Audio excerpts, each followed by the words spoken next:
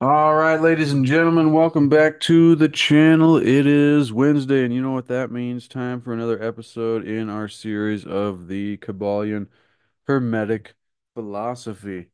Let's set the speaker up there for now and see if that's a good audio level. I don't think so. I'm not sure. Let's set this over here. But polarity, ladies and gentlemen, we are on the great fourth Hermetic principle, which is polarity. Last week, we went through the principle of vibration, which is the third Hermetic principle. Before that, we went through the planes of correspondence, and correspondence being the second Hermetic principle, as above, so below. And the first Hermetic principle is mentalism, that all is mind and mind is all. Or the all is mental, the universe is mental, held within the mind of the all. However, we now find ourselves on the fourth principle, which is polarity. This book has an interesting format. In the beginning, it gives us an introduction to each of these: mentalism, number one; correspondence, number two; vibration, number three; polarity, number four, which we'll be doing today; rhythm, number five; cause and effect, number six; and number seven is gender. And then after the introduction, it gives us the Hermetic philosophy itself. As years rolled by after his passing from this plane of life, tradition recording that he lived 300 years in the flesh, the Egyptians deified Hermes and made him one of their gods under the name of Thoth. Years after, the people of ancient Greece also made him one of their many gods, calling him Hermes, the god of wisdom.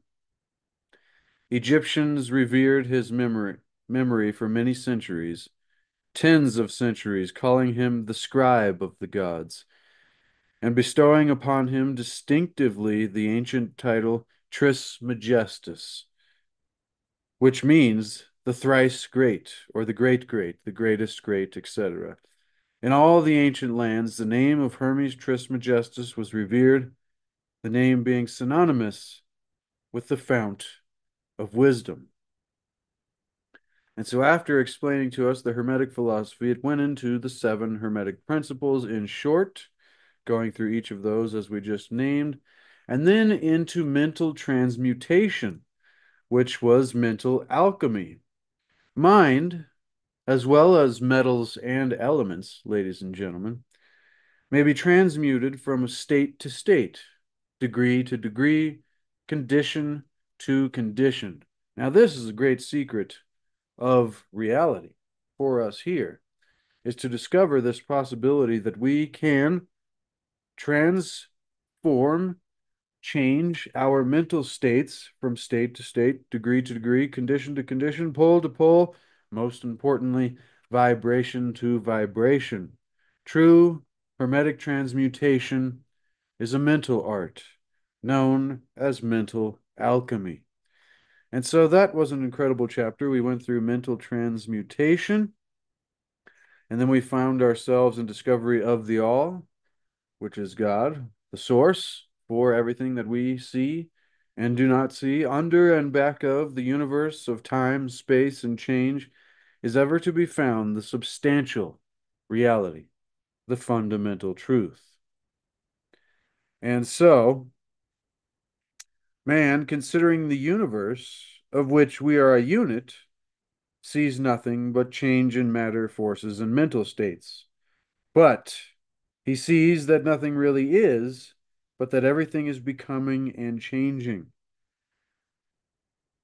And if he be a thinking man or woman, we realize that all of these changing things must be but outward appearances or manifestations or creations of some underlying power, some substantial reality, the source, that which transcends names and terms, the all. Now, after the chapter of the all, I'm giving us a little rundown of what we've been through in the series so far. If you've been here joining me in this series, and thank you so much, Chapter number 5 was the mental universe. The universe is mental, held within the mind of the all. And this is where it started going into a deeper description of the principles of Hermetics. And so we went through the mental universe, the divine paradox, which was very incredible. One side of the picture is the absolute point of view. The other side is the relative point of view. Absolute truth has been defined as things as the mind of God knows them, while relative truth is things as the highest reason of man understands them. And so, while to the all the universe must be unreal and illusionary, a mere dream or result of meditation, but to the finite minds, forming a part of that universe and viewing it through our mortal faculties, the universe is very real indeed and must be so considered. So, we must not make the mistake in recognizing the absolute view that is a meditation or a thought process or a story within the mind of God.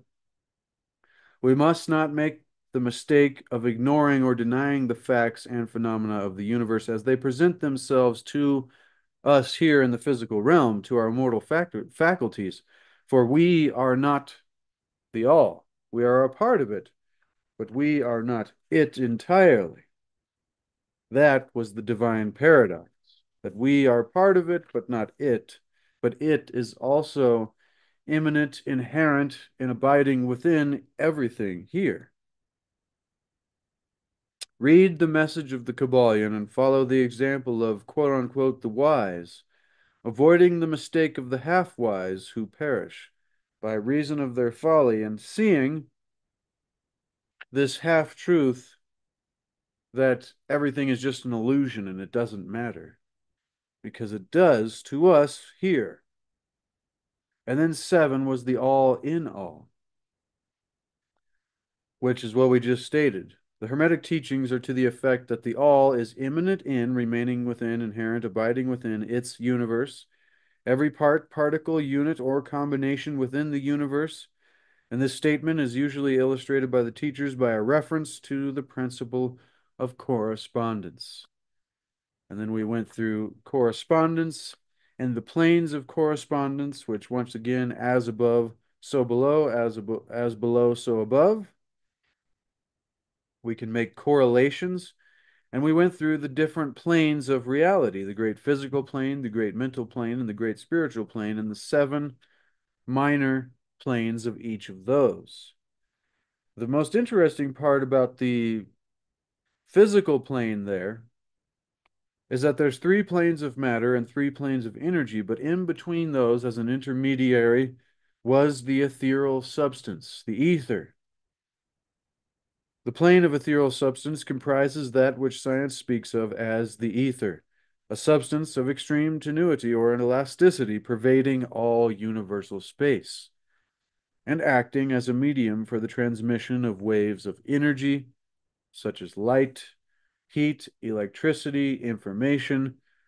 This ethereal substance forms a connecting link between matter, so called, and energy, and partakes of the nature of both. Very, very fascinating, ladies and gentlemen. And after the planes of correspondence, we did what we did last week, which was the principle of vibration. Nothing rests, everything moves, everything vibrates. And we went through the different scales of vibration. And it was very interesting. It gave us an example of a spinning top, an object. Think of something that spins. And it says at first it doesn't exist, but then once the vibrations constitute the physical object, we move up to a physical object. And then when that object, the illustration supposes a wheel, a top, or a revolving cylinder running at a low rate of speed. We will call this revolving thing the object. And then in the following illustration, the object begins to move faster, but it's not moving fast enough to produce sound. The speed is gradually increased and in a few moments becomes a sound, a low note that may be heard from the movement of this object. Then, as the rate of vibration increases in this metaphor, the next note is then distinguished, and then one after the other until all the notes, until it gets so high that we can't hear it. Finally, when the motions have reached a certain rate that are imperceptible to human ears of vibration, once again, this is a scale of vibration,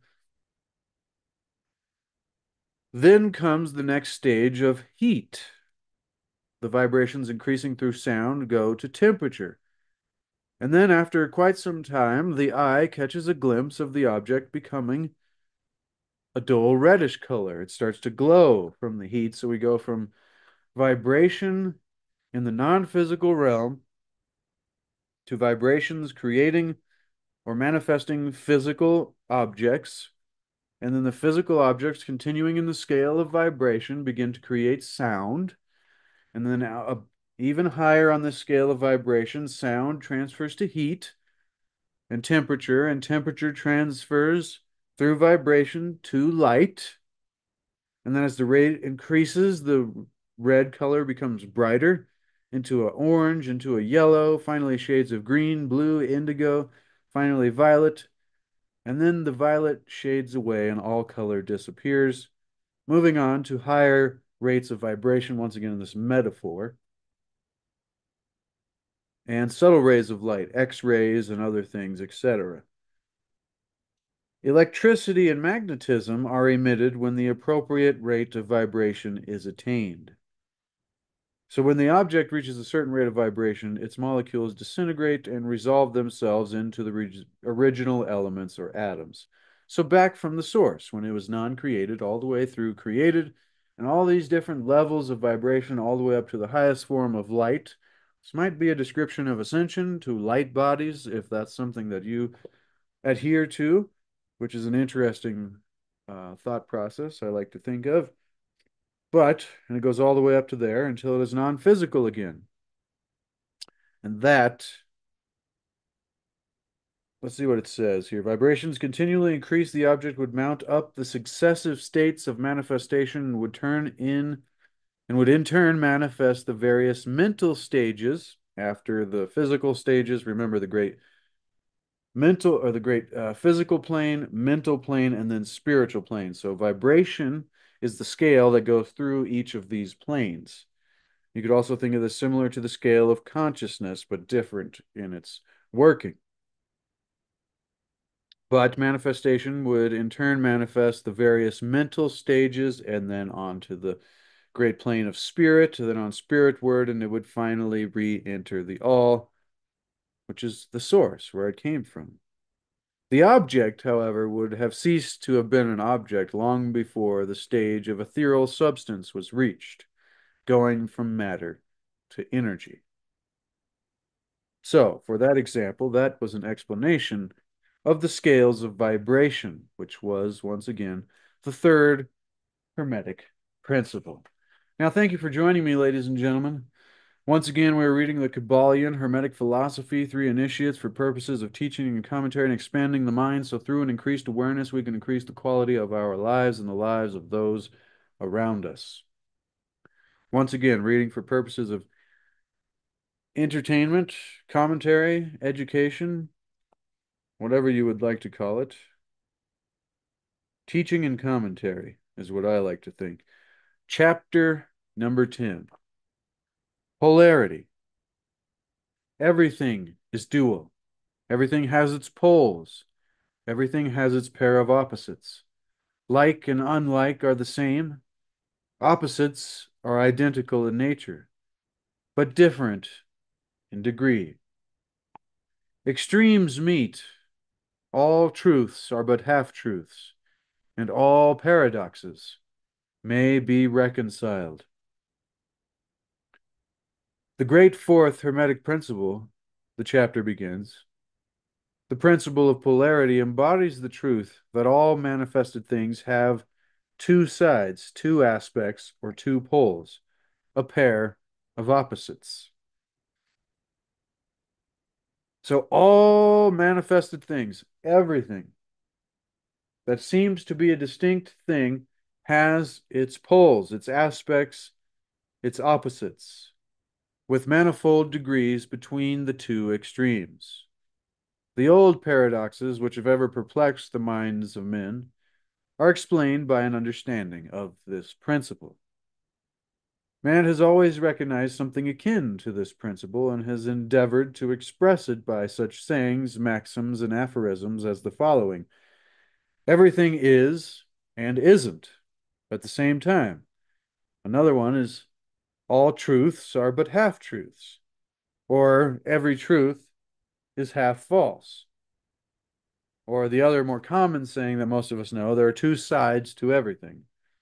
There is a reverse side to every shield, etc., etc. The Hermetic teachings are to the effect that the difference between things seemingly diametrically opposed to each other is merely a matter of degree. And we've talked about this before in this series. So if you missed that, be sure to check that out. And so it teaches that the pairs of opposites may be reconciled, and that thesis and antithesis or antithesis are identical in nature but different in degree, and that the universal reconciliation of opposites is effected by a recognition of this principle of polarity. The teachers claim that illustrations of this principle may be had on every hand, and from an examination into the real nature of anything. It's so fascinating to me, this the difference in degree and how things could be seemingly opposites, but really the difference between the opposites is just a matter of small changes along a scale that leads from one side to the other. If we look at light and darkness, or heat and cold, or wood and tables, we find that the difference between the two things is just a matter of degree. And we could say that two tables are entirely the opposite of each other. But really, all they are is tables, and tables is one thing. And so the difference between two seemingly opposite tables is a matter of degree. And this is an interesting thing to me. That's why I mentioned it again just now. So, it's just about to mention to us heat and cold. All right.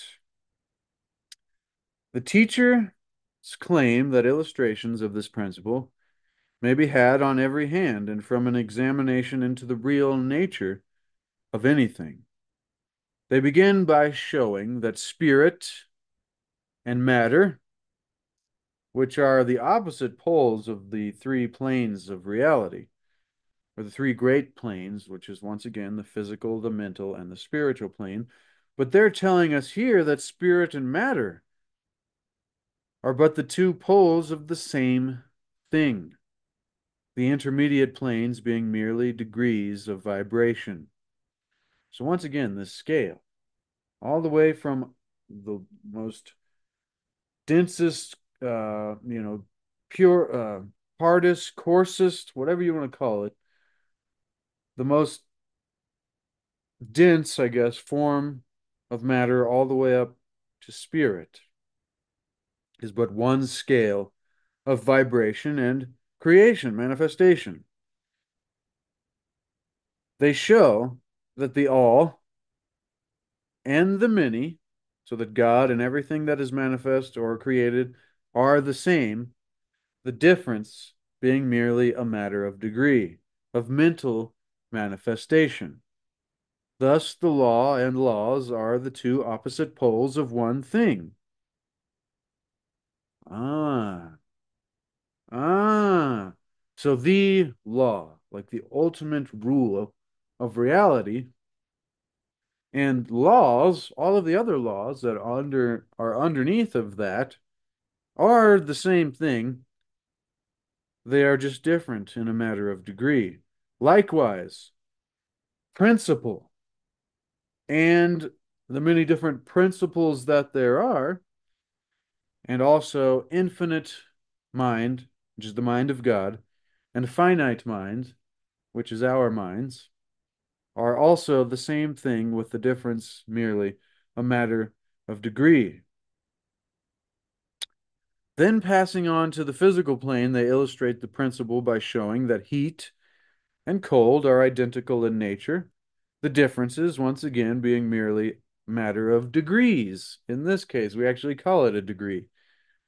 The thermometer shows many degrees of temperature, the highest pole being called, or sorry, the lowest pole being called cold and the highest heat. But between these two poles are many degrees of heat and cold, and call them either way you feel that it is. You could say that 55 is warm, or you could say that 55 is very cold. This is a personal discretion.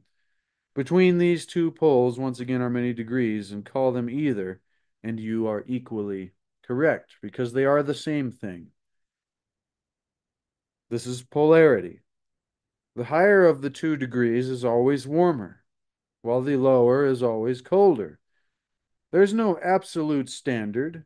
Once again, according to the principle, the great Hermetic third principle of vibration and the fourth of polarity, the higher of the two degrees, there is no absolute standard. Once again, it is always just a matter of degree for everything, not just temperature. There is no place on the thermometer where heat ceases and cold begins. It's a gray area. It is all a matter of higher or lower vibrations. Now, this understanding of vibrations seems to be the most important understanding of the underlying function and makeup of all of reality.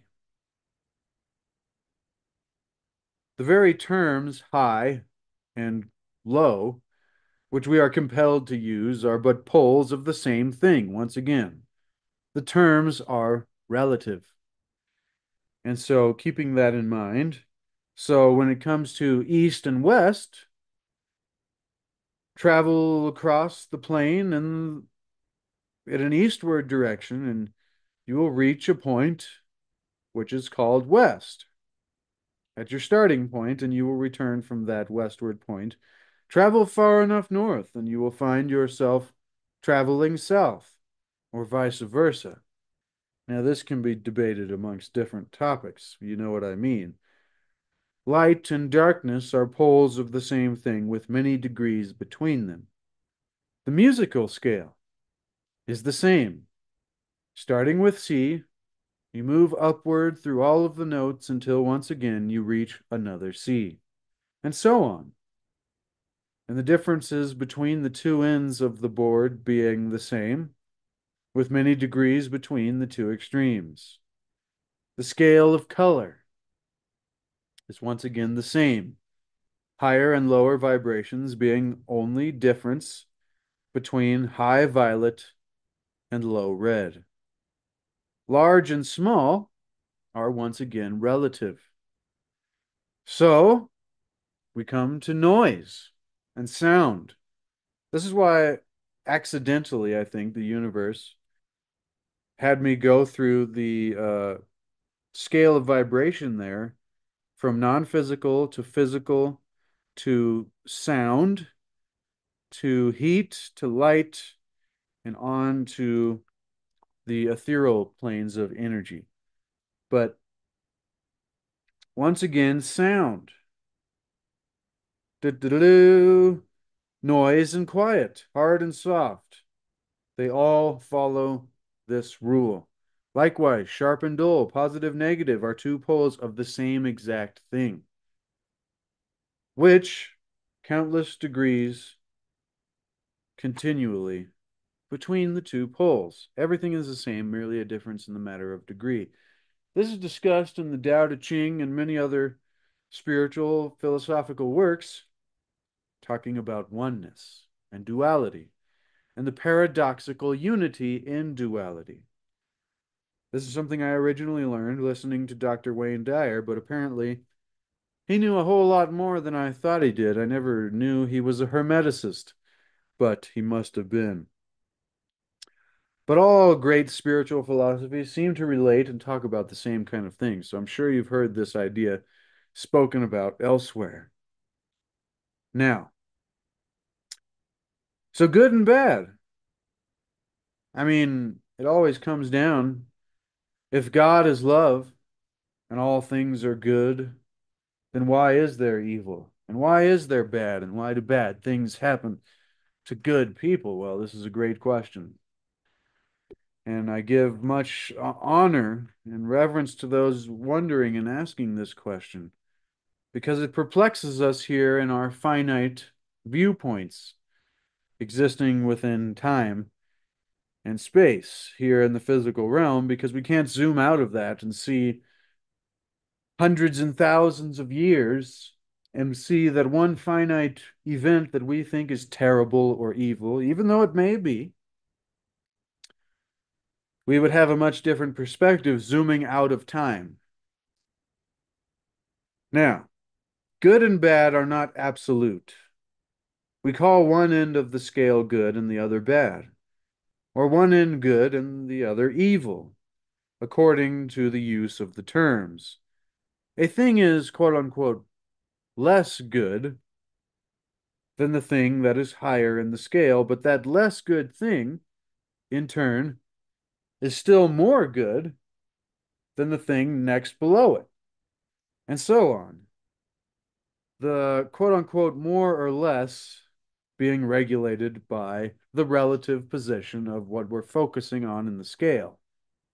So we say, oh, this is such a terrible thing. It depends what you're, comparing it to. I mean, come on. So, once again, the more or less being regulated by the position on the scale. And so it is also this way on the mental plane. Love and hate are generally regarded as being things dramatically opposed to each other and opposites,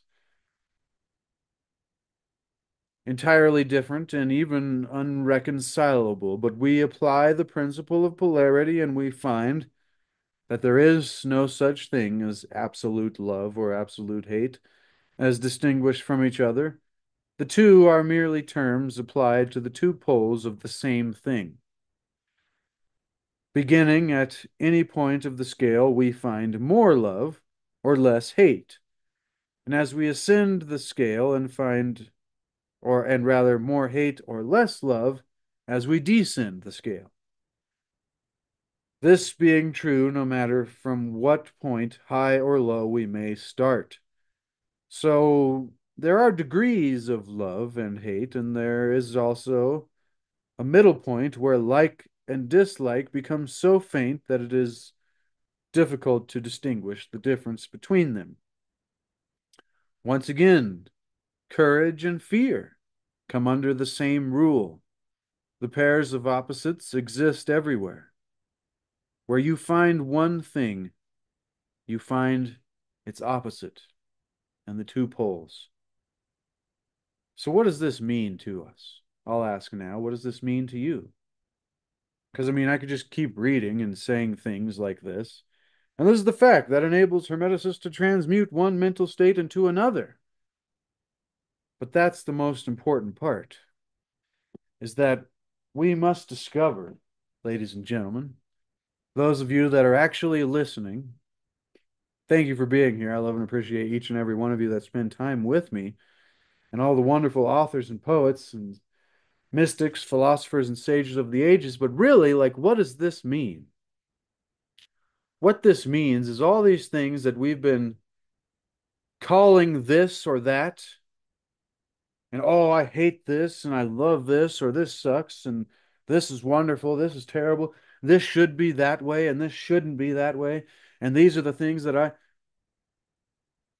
it seems to me that we're causing ourselves a whole lot of anguish and struggle and turmoil and frustration and anger and lack of satisfaction, a lack of peace by trying to separate everything. Once again, this is the ego at work. If you're saying to yourself, what's the ego? This is our stupidity at work. This is our minds. This is our survival instinctual programs at work, separating things into categories. And when you do this separation, is a very destructive, terrible process. to take things that are one thing, as we are learning here, different only as a matter of degree, and to tear them apart and to separate them into these different categories so that we have to choose one side or the other. And most often we get stuck in this loop of creating negative reality for ourselves because we do not see the oneness in life. We do not see past our blindness of duality, or past our blindness as seeing everything as separate from me. I am this and this is that, and this is the way that I think that should be because I am not that. This is the symbol of the bulldozer. It's so funny. Our lessons with Dr. Wayne Dyer have been linking up to exactly what we're learning in the Kybalion, but it's like if we go through our entire lives not seeing the oneness, the connectedness in the opposites, in the things that we are calling opposites out here, then we're going to live our entire life in struggle and turmoil and fighting against the very nature or fabric of reality. We're going to be rowing our boat frantically up the stream instead of merrily, merrily, gently down the stream, ladies and gentlemen.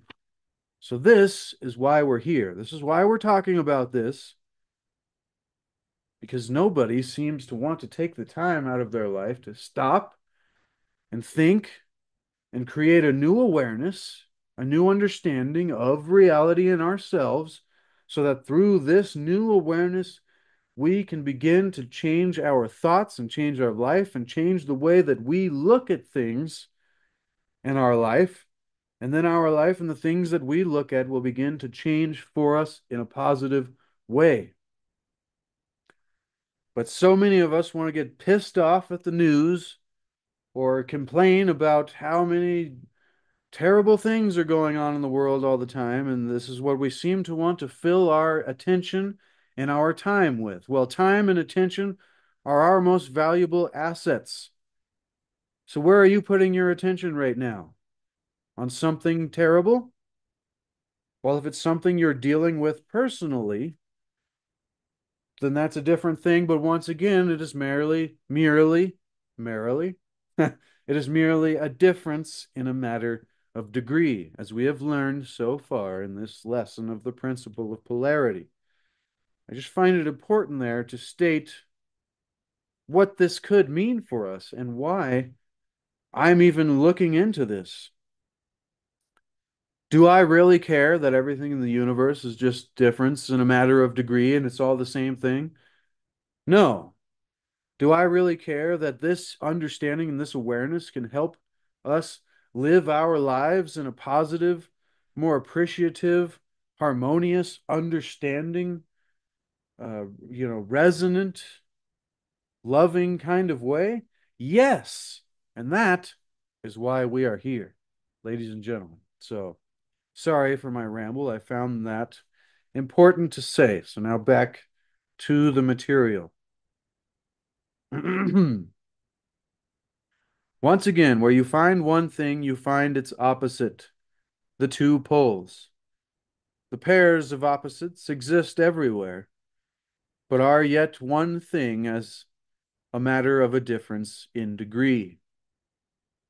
Love and hate, courage and fear, like and dislike. And this is the fact that enables the Hermeticist, the student, ourselves, the seeker. Once again, disclaimer, I am no master. I am just a seeker and a student here trying to discover this for myself. So once again, I can have a higher quality of life in my own experience. And then I'm sharing it here with you because I would be reading this by myself. And I seen people start a YouTube channel and I decided I could do it 5, 6 years ago. And now I'm here, 2 years into doing a video or two videos every week. Has that caused me great success and all of the things that we would wish for materialistically? No, not at all. But has it given me this kind of inner journey and this inner satisfaction of going on the journey and endeavoring to do something that I would like to do? It's this old idea of like, if you don't ever do the thing that you would like to do, then you'll never know. And it's a lot funner. I mean, if you don't show up for yourself, who are you going to show up for? And so if there's something that you want to do, show up for yourself. Doesn't forget about the results. That's irrelevant. It is literally just the process, and then usually the results take care of themselves. But once again, we must be detached from the outcome. Remember the three things that I believe it was Abraham Maslow taught that are the three traits or characteristics of a self-actualizing individual, which is number one, being detached from the outcome. Number two, being independent of the good opinion of other people, not independent of the opinion or the bad opinion, but the good opinion. You don't need somebody to tell you that you're doing a good job. You are on purpose in your own path. It is far greater. A quote from, I believe, the teachings of Buddha, or maybe it was the Bhagavad Gita, which I've been reading recently, which is fantastic. The the lessons of Arjuna. But it is far greater to do one's own work imperfectly than it is to do one or someone else's work imperfectly. Where am I going with this? I don't know. Let me say the three things of a self-actualizing individual. Independent from the good opinion of other people, detached from the outcome or the fruits of our labors, but we're in the process. And then finally, we have no investment in power over others. And if we can just get to this place, if we could just do one of these three things, how much our lives would be changed and how much more peace and joy, contentment, satisfaction, happiness we would have in our lives. I don't know why I'm rambling about this today. How many more pages do we have in this chapter? Just a couple. Let's see where we get to, ladies and gentlemen. So, this fact enables the Hermeticist to transmute one mental state into another. Along the lines of polarization, things become different classes. Wait, things belonging to different classes cannot be transmuted into each other, but things of the same class may be changed. That is, they may have their polarity changed. So, like we were talking about, love and hate, or red or violet, or hot and cold, east or west, these are all the same things, but merely a difference of the matter of degree, even though we would call them opposites, which is a folly from our own physical finite perspective, not seeing the oneness in the duality, the paradoxical unity in duality. But now it comes to mental transmutation or mental alchemy. And we can, using this principle of polarity as well as the principle of correspondence and the knowledge of vibration, as well as the knowledge of the all and the mental universe or the principle of mind. What is it again? The principle of mentalism. Mentalism, pretty much the principle of mind. But using an understanding of mentalism, vibration, correspondence, and now polarity, we can do mental alchemy, which is a transmutation or a changing of one mental state into another. So once again, if we're in a mental state of frustration and anger, we can change using vibration and polarity this mental state into the opposite, into peace. How do we do this? This is a good question. This is why we're here. Along the lines of polarization.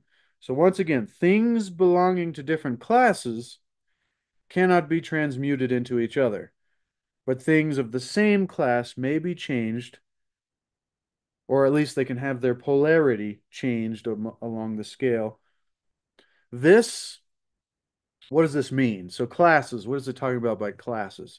So in other words, love can never become east or west, or love can never become red or violet. But it may, and often does, turn into hate, which is of the same class. And likewise, hate, most importantly, may be transformed into love. How? Using vibration and changing its polarity. That made me think of a story there. And the story was of a young Jedi trying, it was his first mission. And the end result was incredible because of he was worried and stressed and angered and felt all of these negative emotions and mental states. But through his teachings and trainings and meditations from the temple, he was taught how to control and transmute or change these emotional and mental states. And by doing so, he not only averted battle with the enemy or the opponent, the adversary, quote unquote, which that is what the devil is or whatever. It is just the adversary, the enemy, whoever it is at any given time, or whatever it is. That might even be a mental state for us, the adversary. But the awesome lesson of this story was that he defeated the enemy not by weapons, not by anger, and not by force, but rather by converting the enemy to a friend. And this is the greatest victory. How do you defeat an enemy? By not drawing your sword. And if you can defeat an enemy not only by not even drawing your sword, but with words and conversation or with energy, but you can change them and turn them into an ally. That, ladies and gentlemen, is an ultimate victory. That is the ultimate victory that we should all be seeking with ourselves, our minds, and also with others that we encounter in our lives, in relationships, in you know, uh, co-workers and partnerships, however we interact with other people in the world. When we have an enemy, the greatest defeat of that enemy would be to turn them into an ally and into a friend. With that being said, this was my ramble for some reason, beginning with this little section about mental transmutation. In the classes of things, we cannot transmute love into color. Once again, we cannot transmute color into hot or cold, into temperature, but we can transmute love into hate most often. But we would hope that we can learn the ability to transmute hate into love. And this is what made me tell that little lesson of the enemy and the ally. By changing its polarity. Courage now may be transmuted into fear. And more importantly, in the reverse, we can transmute fear into courage. You have your choice. That makes me think of a Bill Hicks quote. You have a choice right now between fear and love. Fear and love. And what are you going to choose? It's up to you, ladies and gentlemen. I find so often that when we are nervous or anxious about something, that is the same exact feeling as excitement. The only difference being merely a matter of degree on the same pole of one thing. Courage, once again, can become fear, and fear in the reverse may be transmuted and changed along the scale of vibration and polarity into its opposite. Hard things may be rendered soft. Dull things may become sharp. Hot things may become cold, and so on and so on. The transmutation or the changing, the alchemy, always being between things of the same kind of degrees. Take the case of a fearful man. By raising his mental vibrations along the line of what is fear and courage of one thing, fear courage, if you want to call it that, he can be filled with the highest degree of courage and fearlessness. And likewise, the slothful man may change himself into an active, energetic individual simply by polarizing along the lines of the desired quality. The student who is familiar with the processes by which the various schools of mental science, etc., produces changes in the mental states of those following their teachings may not readily understand the principle underlying many of these changes. When, however, the principle of polarity is once understood and grasped, then, and it is seen that the mental changes are occasioned by a change of polarity, a quote unquote, a sliding along the same scale, the matter becomes more readily understood. So hopefully this is what's happening for each of us. But remember, I will remind us in each and every one of these videos, it comes to us from the very beginning of the Hermetica, the lost wisdom of the pharaohs, and the Kybalion, the divine Pymander, original manuscript, Hermes Trismegistus, 3rd century A.D. The lesson, though, is how you might be asking yourself, how are we ever gonna? I mean, what are they gonna? I mean, how are we gonna grasp this, though? How can we understand this? Well, Hermes, or Thoth, Egyptian sage god of wisdom, knew that we would be asking this question, and so he put it in the very first words of the very first chapter that would later in history become the Hermetica. Chapter 1, the prophecies of Hermes. I think Hermes kind of knew the universe would work out in this way to where one day these would be the first words of the first chapter of Hermes. The prophecies of Hermes. Once again, this is how do we understand this? How can we get this? This is a pure philosophy. And a pure philosophy, you should know this and have this memorized already if you've been here throughout this whole series, and the series that we're doing now on the Kybalion. But a pure philosophy is what, ladies and gentlemen? Is a spiritual striving. Through what?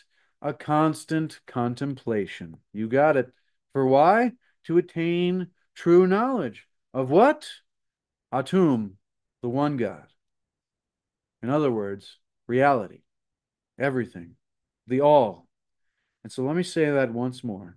This is how we can come to attain and understand this knowledge that is very deep and is the workings of all of reality and gives us the opportunity to literally be sorcerers, working from the source, that which is the cause of and is responsible for everything that we see manifest or created here in the physical realm, as well as the things that we don't see working through the ethereal substance as far as energy, heat, light, and from all of these other things. A pure philosophy is a spiritual striving through a constant contemplation, a constant meditation, a constant rumination, a constant ponderation, a constant thinking upon, so that we may come to attain true knowledge of Atum, the one God. And then he told us at the very, very beginning of the Corpus Hermeticum, Hermes Trismegistus, his first book, says, can we get that clear enough? He says, "Oh, my son, write this first book both for humanity's sake and for reverence and honor, piety towards Atum, God, the All. Why or what? For there can be no religion." To me, that means a spiritual pursuit, personal spiritual philosophy, more true or just than to know the things that are, and to acknowledge thanks for all things, and to that which hath made them, which thing I shall not cease continually to do, was the first words of the Corpus Hermeticum.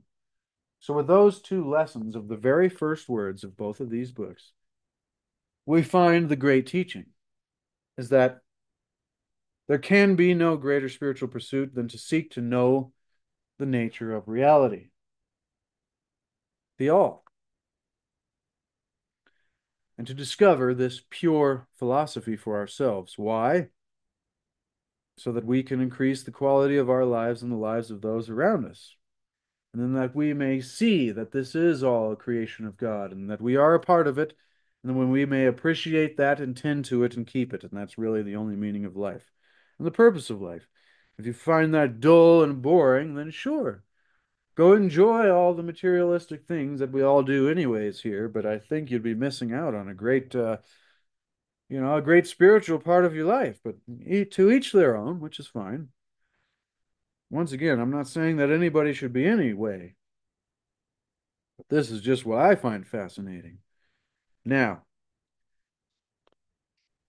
let us finish up because we are almost there, ladies and gentlemen.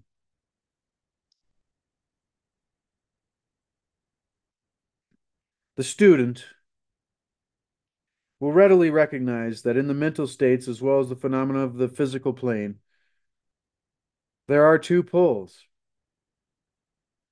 But once again, the student who is familiar with the processes by which the various schools of mental science produces change in the mental states of those following their teachings, they may readily understand the principle underlying many of these changes. Once again, when we can understand the principle of polarity, and it is seen that the mental changes are occasioned by a change of polarity, a sliding along the same scale of one thing, this matter is more readily understood. The change is not in the nature of transmutation of one thing into another thing, entirely different. Ah, this is a great lesson here. The change, this mental transmutation, this alchemy, whether it be from lead to gold, or whether it be from hate to love, more importantly, mental alchemy, this changing is not in the nature of changing from one thing into another entirely different thing. This also goes with manifesting. We're not manifesting something out of nothing at all. We are merely aligning or changing the polarity, the vibration. It is merely a change of degree in the same things. A vastly important difference there. So once again, the change is not in the nature of a transmutation of one thing into an entirely different thing. So to clear this up, if you're like, I'm confused, don't worry. It's like we don't transmutate love into east or west. We can transmutate east into west and love into hate or hate into love, but once again, we cannot transmutate love into red or violet. We can transmutate violet into red because they are one of the scale of the same thing. With that being said, whoa, I almost switched to chapter 15 there, sorry. Hermetic axioms. We'll get to that in a few weeks. Hold on. But we cannot change something that is another thing into something entirely different, but is merely a changing of degree in the same things. This is vastly important. For instance, borrowing an analogy from the physical plane, it is impossible to change heat into sharpness or loudness into highness, etc. But heat may readily be transmutated into cold. Simply, here's the great lesson, by lowering the vibrations. So using the knowledge of vibrations and polarity, we can transmutate things that are seemingly opposites, but yet merely a difference of a matter of degree on one scale or one pole. This is amazing. Heat may be readily transmutated into cold simply by lowering the vibrations. So how do you think we can transmutate hate into love? The answer is yours, ladies and gentlemen. The answer is yours. I should leave it there for today, but we literally have a page and a half left, so I'll just read it and finish it up. But this is so powerful. I want to highlight this. So for later in the future, when I come back, I'll be like, this is important. This is important. Let's just put a big old highlight section here. And then let's highlight this little part. The change is not in the nature to turn one thing into another thing. It is merely a change of degree in the same. For instance, it is impossible to change heat into sharpness, but heat may be readily transmuted into cold simply by lowering, circle that, the vibrations. In the same way, oh, it says it right after, because hate and love seem to be most important. In the same way, hate and love are mutually transmutable. So are fear and courage. But fear cannot be transformed into love. This is very different. Nor can courage be transmuted into hate. The mental states belong to innumerable classes, each class of which has its pair of opposites, its poles, along which transmutation is possible. There you go, ladies and gentlemen. A breakdown of mental alchemy. The student will readily recognize that in the mental states, as well as in the phenomena of the physical plane, the two poles may be classified as positive and negative, respectively. Thus, love is positive to hate and courage to fear, activity to non-activity, etc., etc. And it will also be noticed that even to those unfamiliar with the principle of vibration, the positive pole seems to be the higher degree of the negative and readily dominates it. The tendency of nature is in the direction of the dominant activity of the positive pole. That probably is also extremely important. In addition to the changing of the poles of one's own mental states by the operation of the art of polarization, the phenomena of mental influence in its manifold phases shows us that the principle may be extended so as to embrace the phenomena of the influence of one mind over that of another. This is hopefully less understood by many of us. As you can see, the danger of such things, of which so much has been written and taught of late years. When it is understood that mental induction is possible, that is, that mental states may be produced by an induction from others, then we can readily see how a certain rate of vibration or polarization of a certain state, mental state, may be communicated to another person. And his or her polarity in that class of mental states thus can be changed by that communication. It is along this principle that the results of many of the mental treatments are obtained. For instance, a person is blue, the blues, the melancholy, full of fear or downtrodden. A mental scientist, bringing his own mind up to the desired vibration by his trained will. Wow. That was describing a sorcerer and a magician of personal nature. But once again, if you want to be a personal magician, ladies and gentlemen, a personal mental scientist rather, a hermeticist, a mystic, can bring his own mind, our own mind, up to the desired vibration or mental state, desired polarization by our own trained will. In other words, we got to spend a very long time training our minds so that we think what we want to think. We're not thinking things that are just popping into our head like, oh, yeah, for some reason the news just comes to me all the time. It's like everybody just seems to have the news popping in their head all the time, and that's the thing that dominates their attention and their mind. And I'm like, man, we really don't have control over anything we're thinking about out here. I'm like, what is important to you? It can't be something you've seen on the news earlier. Geez. Forgive me, ladies and gentlemen, but this is important here. Our trained will. How well have you been practicing and training your willpower of your thinking and your mind? What kind of thoughts do you even have? Are you mindful? I don't know. These are all good questions, and I ask myself these questions too. So I am no greater than any one of us. Once again, I'm here with you on this journey, and we're learning together. Thank you so much, ladies and gentlemen. Every one of these videos has been amazing. I wish I could get these to more people. I mean, it's so sad when there's only like 30, 45 people that watch these videos, and I'm like, man, this knowledge is for more than 45 people. Apparently not in the YouTube algorithms, though. I don't know.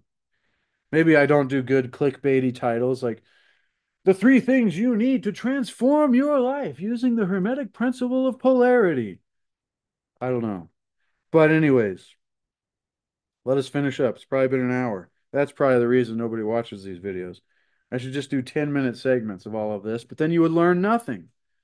You'd be like, huh, that was an interesting 10 minutes. I need about an hour more of explanation on that. That's how I always feel, anyways. However, let me continue. A mental scientist, instead of feeling blue,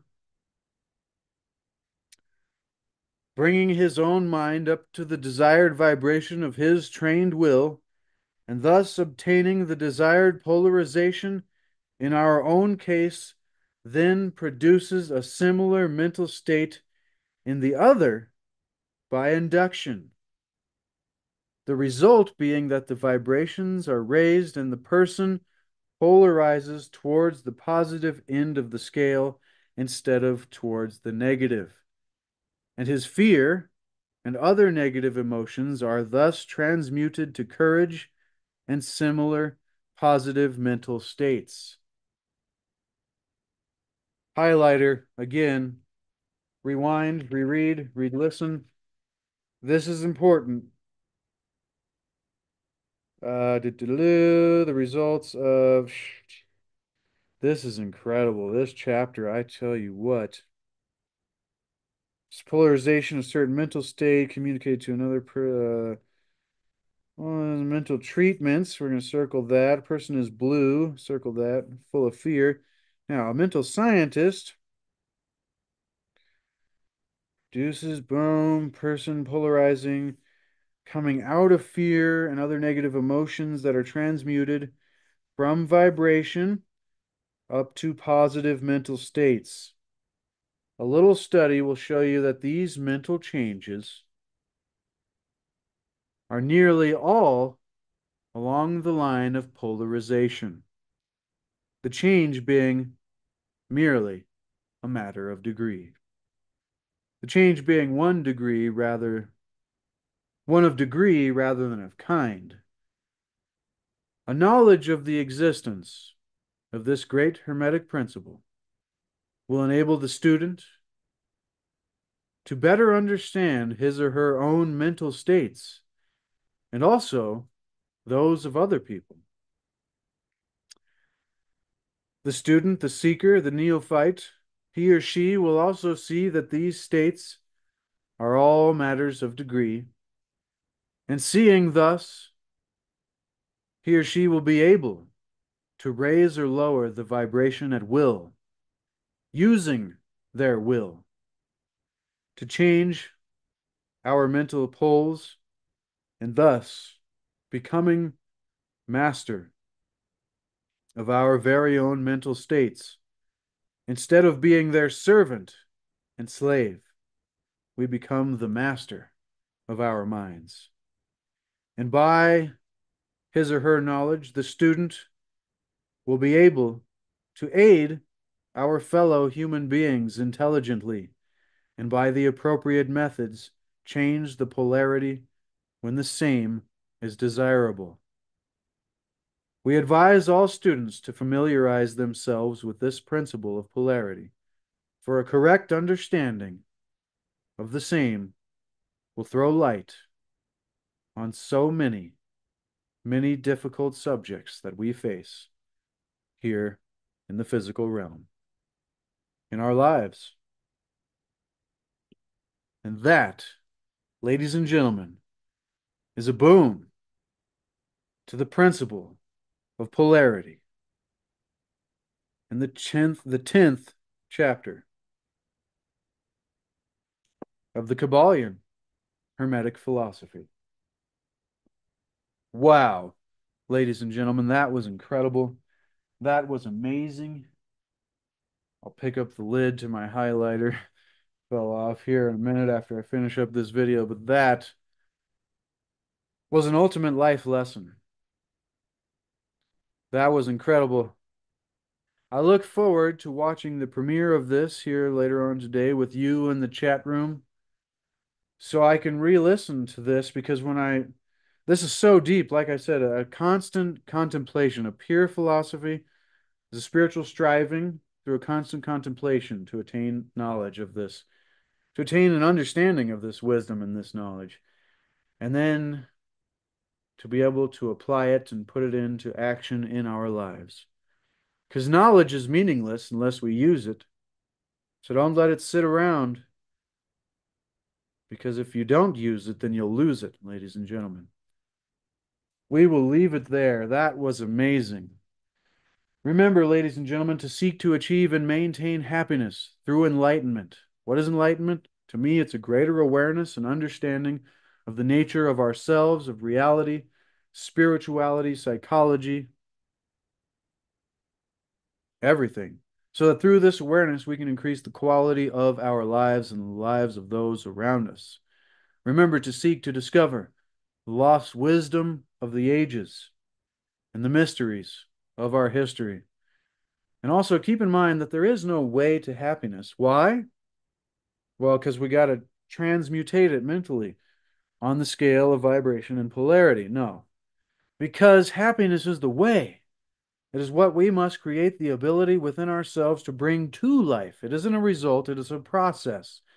And when we can bring it to life using our will, the power of our minds, then all the things that we've been telling ourselves, oh, when I get this much and I have that, and then I'll finally be happy, that all becomes irrelevant because we are there. And then hopefully the entire journey is wonderful. All right. I love and appreciate each and every one of you that spends time here with me on the channel, ladies and gentlemen. Please share this with somebody who is like-minded so we can get this out to more people because this is important, practical, personal information that we need in our lives that can help us think more positively about things and see that things that are negative are just one point on a scale that is merely a matter of degree of difference of that which is, the opposite. All right. Be sure to expand the description below the video. You will find a link to the book that is an Amazon affiliate link, so I'll make a few pennies from that if you'd like to support the work that I do. Get this book for yourself to put it on your shelf, as well as a link to the Hermetica and the Corpus Hermeticum, the lost wisdom of the pharaohs and the divine Pymander, so you can go back and follow along in the series that we did of each of these books, and soon it'll be a completed series of the Kybalion here in discovering Hermetic philosophy. But this is a lifetime study, so we're only just getting started, ladies and gentlemen. Hopefully you're here to join us in the future, and it's always fun. Also, a link to my Etsy shop and my landscape paintings if you'd like to get one of those for yourself. I just finished a new one yesterday. Always feels good to do a new painting. It was fun too. It only took about 4 or 5 hours. And then also a link to C60 Power. Wrong thing there. I got these when I bought my last bottle about 7 months ago, but I'm out of it now. But it is the ultimate antioxidant known to man. Give yourself the gift of health, ladies and gentlemen. Nobel Prize winning. All right. Until next time, ladies and gentlemen, be the change that you want to see. Be the example that you want to set. And a shout out to Rex and League Project. No, no, no, no, no, no, no, no. All right. Love you, ladies and gentlemen. Thank you.